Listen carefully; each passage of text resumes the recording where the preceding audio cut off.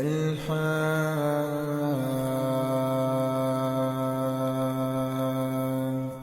ما الحاقة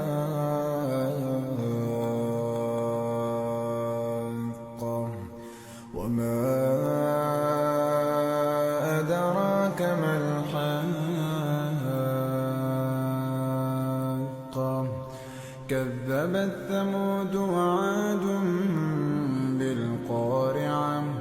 فأما ثمود فأهلكوا بالطاغية وأما عاد فأهلكوا بريح صرصر عاتية سخرها عليهم 7 ليال و8 أيام حسوما فترى القوم فيها صرعا كأنهم أعجاز نخل خاوية فهل ترى لهم من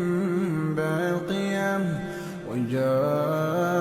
وجاء فرعون ومن قبله والمؤتفكات بالخاطئة فعصوا رسول ربهم فأخذهم أخذة رابية إنا لما طغى الماء حملناكم في الجارية لنجعلها لكم تذكرة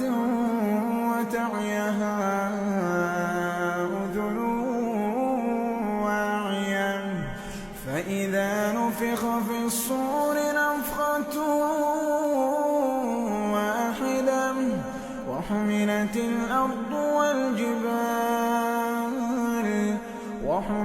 الأرض والجبال فدكتا دكة واحدة فيومئذ وقعت الواقعة وانشقت السماء فهي يومئذ واهية والملك على أرجائها ويحمل عرش ربك فوقهم يومئذ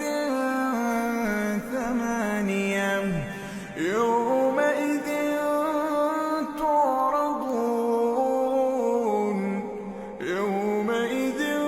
تعرضون لا تخفى منكم خافية فأما من أوتي كتابه بيمينه فيقول هاؤم اقرءوا كتابيه إني ظننت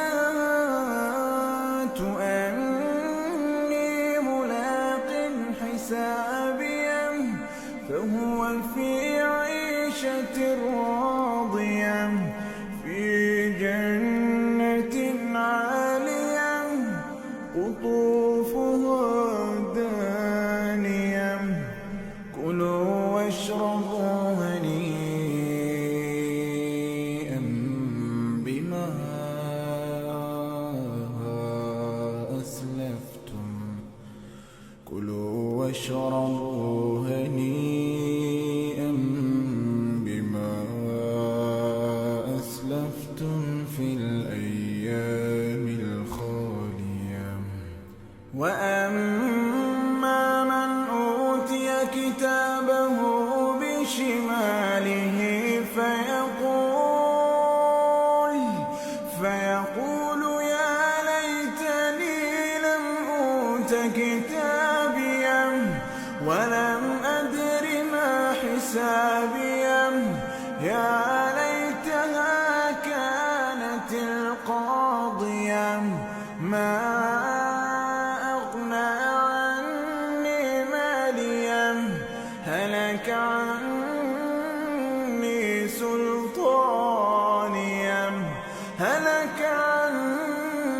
سلطانيه خذوه فغلوه خذوه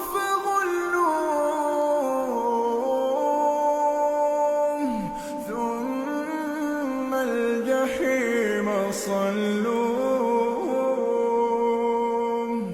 ثم في سلسلة ذرعها 70 ذراعا فاسلكوه إنه كان لا يؤمن بالله العظيم إنه كان لا يؤمن بالله العظيم ولا يحض على طعام المسكين فليس له اليوم هاهنا حميم فليس له اليوم هاهنا حميم ولا طعام إلا من غسلين لا يأكله إلا الخاطئون فلا أقسم بما تبصرون وما لا تبصرون إنه لقول رسول كريم إنه لقول رسول كريم وما هو بقول شاعر قليلا ما تؤمنون ولا بقول كاهن قليلا ما تذكرون